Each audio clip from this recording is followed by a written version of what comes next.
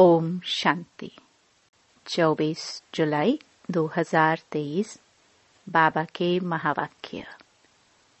मीठे बच्चे, ज्ञान रत्नों की लेन देन कर तुम्हें ज्ञान में एक दो की पालना करनी है। आपस में बहुत बहुत प्यार से रहना है। प्रश्न: बीमारी अथवा कर्मभोग होते भी अपार खुशी किस आधार पर रह सकती है? उत्तर: विचार सागर मंथन करने की आदत डालो। कोई भी कर्मभोग अथवा बीमारी आती है तो अपने आप से बातें करो।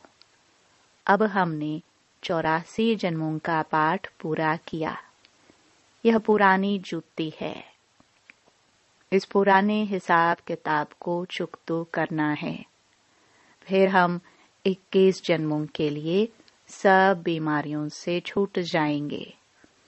कोई बीमारी छूटती जाती है तो खुशी होती है ना। गीत माता वो माता। ओम शांति। यह है माताओं की महिमा। वंदे मातरम। हे माता, तुम शिव बाबा के भंडारे से सबकी पालना करती हो। तुमको शिव बाबा के भंडारे से ज्ञान रत्नों का खजाना मिलता है अथवा ज्ञान अमृत के कलश से तुम्हारी पालना होती है। वास्तव में महिमा शिव बाबा की है। वह करन करावन हार है। माता है जगदम्बा। जरूर और भी माताएं होंगी जो यह माताओं की महिमा है। माता बहुत बहुत अच्छी पालना करती है।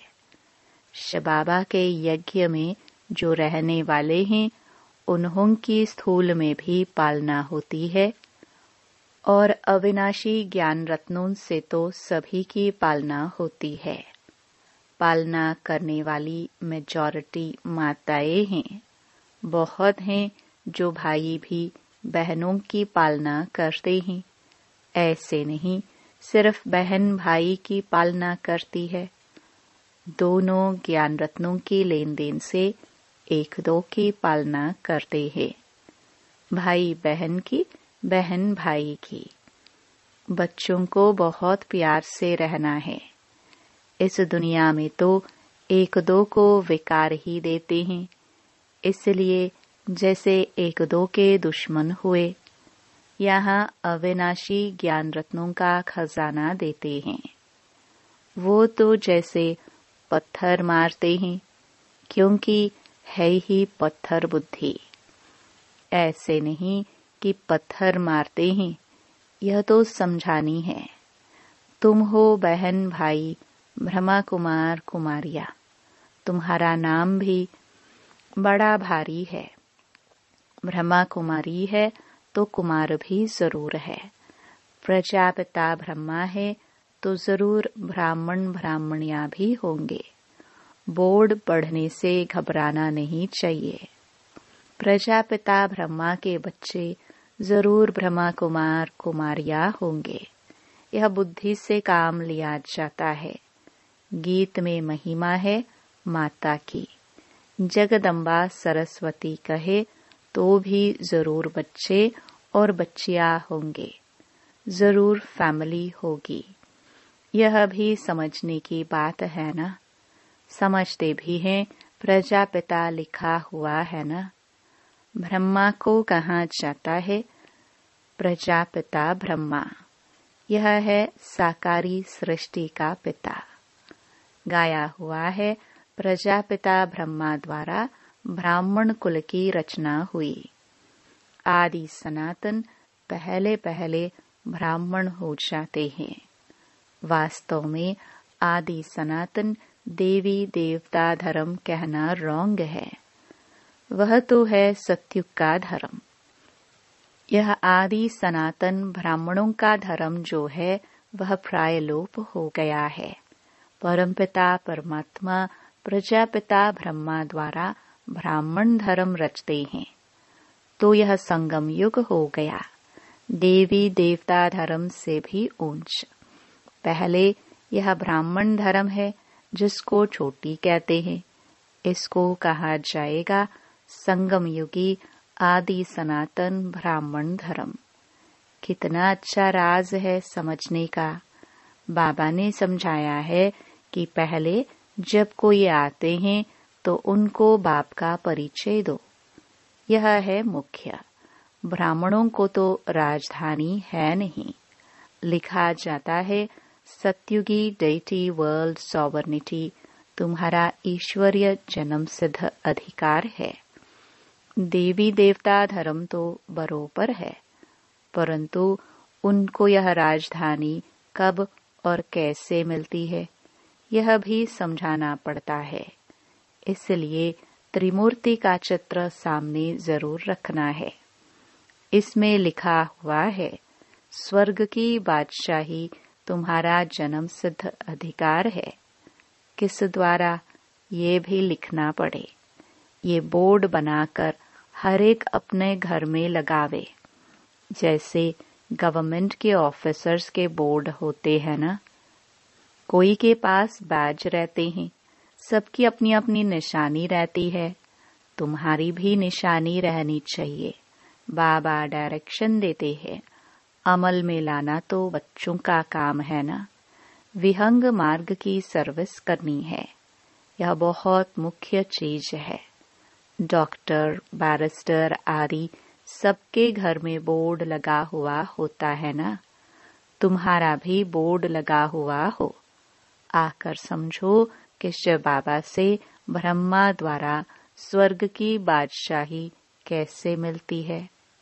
बाबा डायरेक्शन देते हैं, जो मनुष्य देखकर वंडर कहेंगे, अंदर आएंगे समझने के लिए। फ्लैट के बाहर भी बोर्ड लगा सकते हो। जिसका जो धंधा है वह बोर्ड लगाना चाहिए। एक दो से सीखना चाहिए, परंतु बच्चों पर माया का वार बहुत होता है। निश्चय नहीं कि हम बाबा के पास जाते हैं, 84 जन्मों का पाठ पूरा हुआ, फिर नई दुनिया स्वर्ग में आकर वर्षा लेंगे, यह याद नहीं रहती है। बाबा कहते हैं कि भल कर्म करो, फिर जितना समय मिले तो बाबा को याद करो। तुम यह ढिंडोरा पीटते रहो कि यह सबका अंतिम जन्म है, पुनर्जन्म मृत्यु लोक में फिर नहीं लेना है। तुम भी जानते हो कि मृत्यु लोक अभी खत्म होना है, पहले निर्वाण धाम जाना है। ऐसे ऐसे अपने साथ बातें करनी चाहिए। इसको विचार सागर मंथन कहा जाता है। बाप कहते हैं तुम कर्मयोगी हो। क्या तुमको कछुए जानवर जैसा भी अकल नहीं है? वो भी शरीर निर्वाह अर्थ घास आदि खाकर फिर कर्मेंद्रियों को समेट शांत में बैठ जाते हैं। तुम बच्चों को तो बाप की याद में रहना है, स्वदर्शन चक्र फिराना है, अपने को मास्टर बीज रूप समझना है। बीज में झाड़ का सारा ज्ञान है। इनकी उत्पत्ति एवं पालना कैसे होती है? ड्रामा में 84 का चक्र कैसे फिरता है? 84 के चक्र के लिए यह चित्र चक्र का बनाया जाता है। मनुष्य समझते हैं कि आत्मा 84 लाख योनियों में जाती है, लेकिन तुम्हें बाप ने समझाया है कि तुम सिर्फ 84 जन्म लेते हो। जो आदि सनातन देवी देवता धर्म वाले हैं, अर्थात जो ब्राह्मण से देवता बनते हैं, उनके ही 84 जन्म होते हैं। तुम 84 जन्मों को जानते हो। ब्रह्मा की रात और ब्रह्मा का दिन कहते हैं। इसमें 84 जन्म आ जाते हैं। त्रिमूर्ति का बोर्ड बनाकर लिखना चाहिए। यह ईश्वरीय जन्म सिद्ध अधिकार है। लेना है तो लो, नाउ और नेवर। अब नहीं तो कभी नहीं। इस होवनहार महाभारत लड़ाई के पहले पुरुषार्थ करना है। राम शिव क्या देते हैं और रावण क्या देते हैं, यह तुम जानते हो। आधा कल्प है राम राज्य, आधा कल्प है रावण राज्य। ऐसे नहीं, परमात्मा ही दुख देते हैं।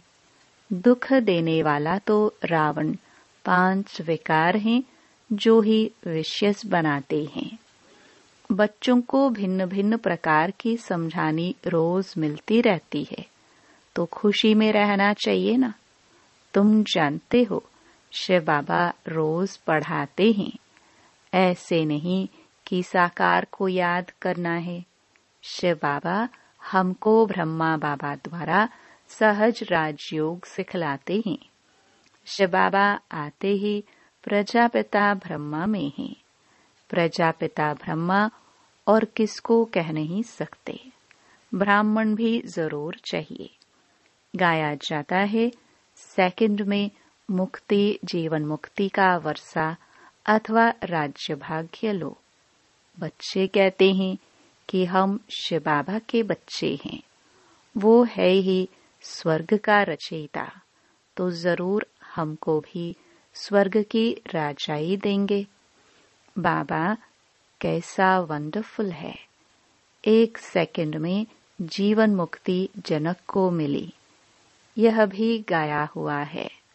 तुम जानते हो कि अब हम शिव बाबा के बने हैं।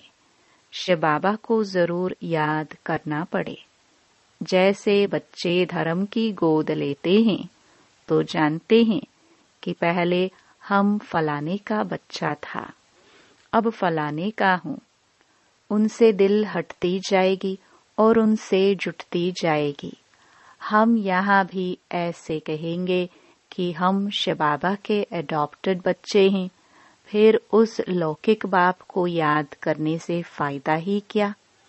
मोस्ट बिलवड बाप इतनी बड़ी संपत्ति देने वाला है। बाप भी मेहनत करके बच्चों को लायक बनाते हैं ना। ऐसे बाप को तुम घड़ी घड़ी भूल जाते हो, और तो सभी तुमको दुख देने वाले हैं, फिर भी उनको याद करते रहते हो। और मुझ बाप को तुम भूल जाते हो। रहो भल अपने घर में, परंतु याद बाबा को करो। इसमें मेहनत चाहिए। सिर्फ मेरा होकर रहो। निरंतर मुझे याद करो और नई दुनिया को याद करो। यह तो सारा कब्रिस्तान बनना है। तुम मेरे बने, गोया विश्व के मालिक बने। तुम जानते हो कि हम बाबा के बने हैं, फिर स्वर्ग के मालिक हम भविष्य में बनेंगे। खुशी का पारा चढ़ना चाहिए। यह भी जानते हैं कि यह पुराना शरीर है, कर्म भोग भोगना पड़ता है। मम्मा बाबा भी खुशी से कर्म भोग भोगते हैं। फिर भविष्य 21 जन्म का सुख कितना भारी है। यह तो पुरानी जुत्ती है। कर्म भोग भोगते रहेंगे, फिर 21 जन्म के लिए इससे छूट जाएंगे। कोई बीमारी छूटती जाती है तो खुशी होती है ना।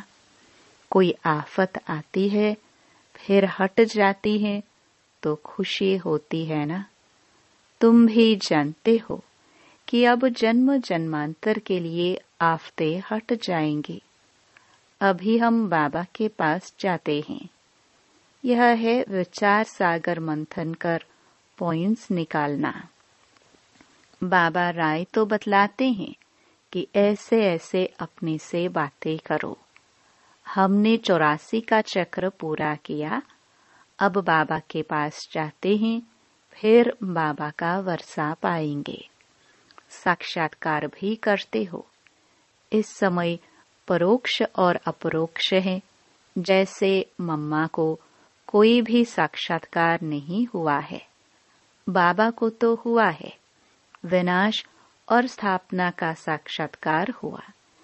इनके भविष्य का साक्षात्कार एक्यूरेट हुआ, परंतु पहले यह समझ में नहीं आया कि हम यह विष्णु बनेंगे। पीछे समझते गए हम इस विकारी गृहस्थ धर्म से अब निर्विकारी गृहस्थ धर्म में जाते हैं। ततत्वम, तुम भी बाबा की पढ़ाई से ऐसे बनते हो। रेस करनी चाहिए। बाकी गीत में है मम्मा की महिमा। तुम तो जान गए हो कि जगदम्बा किसको कहा जाता है। वास्तव में मात पिता कौन है? मात पिता कहने से जगदम्बा याद नहीं आएगी। वह तो है निराकार। यह तुम्हारी बुद्धि में है। पिता तो गॉड फादर ठीक है, वह निराकार है। माता तो निराकार हो ना सके। फादर निराकार है। जरूर वर्षा देंगे तो यहाँ आना पड़े ना। जो अपना परिचय दे तो जरूर उनको माता चाहिए। तो यह ब्रह्मा बड़ी माता हो गई। दादा है निराकार। कितनी वंडरफुल नॉलेज है। परंतु यह मेल हो गया क्योंकि मुख वंशावली है ना। यह बड़ी वंडरफुल नॉलेज है। बाप कहते हैं कि कितना गुह्य राज समझाता हूँ। कोई की बुद्धि में बैठ नहीं सकता कि मात पिता कौन है। वो समझते हैं श्री कृष्ण के लिए।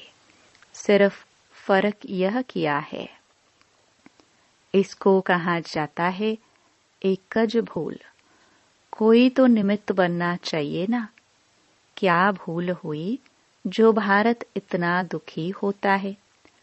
अब तुम जानते हो किसने भुलाया, कारण क्या हुआ जो भूल गए। बरोबर माया रावण ने बेमुख कराया है। जैसे बाबा करन करावनहार है, वैसे माया भी करन करावनहार दुख देता है। वह करन करावनहार दुख दाता और वह शिव बाबा करन करावनहार सुख दाता। माया बाप से बेमुख कराती है। अब बाप खुद कहते हैं कि हे आत्माएं, निरंतर मुझ बाप को याद करो। तुम हमारे बच्चे हो। तुमको वर्षा लेना है। सिर्फ मुझे याद करो तो विक्रम विनाश होंगे। बेहद के बाप की मत मिलती है ब्रह्मा द्वारा। गुरु ब्रह्मा कहते हैं ना, यह तो है भक्ति मार्ग की महिमा। गुरु ब्रह्मा मशहूर है। वह फिर कह देते ईश्वर सर्वव्यापी है। आगे हम भी समझते थे कि ठीक कहते हैं। अब समझते हैं कि माया ने इन्होंने ऐसा कहलाया है। माया भूल कराती है नीचे गिराने के लिए, और बाबा अभूल बनाते हैं ऊंच चढ़ाने के लिए। बाप बहुत अच्छी तकदीर बनाते हैं। बाप को याद करना है, यह तो बहुत सहज है। अच्छा, मीठे मीठे सिखिलदे बच्चों प्रति मात पिता बाप दादा का याद प्यार और गुड मॉर्निंग। रूहानी बाप की रूहानी बच्चों को नमस्ते। धारणा के लिए मुख्य सार। पहला, अपने को मास्टर बीज रूप समझ कर्मेंद्रियों को समेट शांत में बैठने का अभ्यास करना है।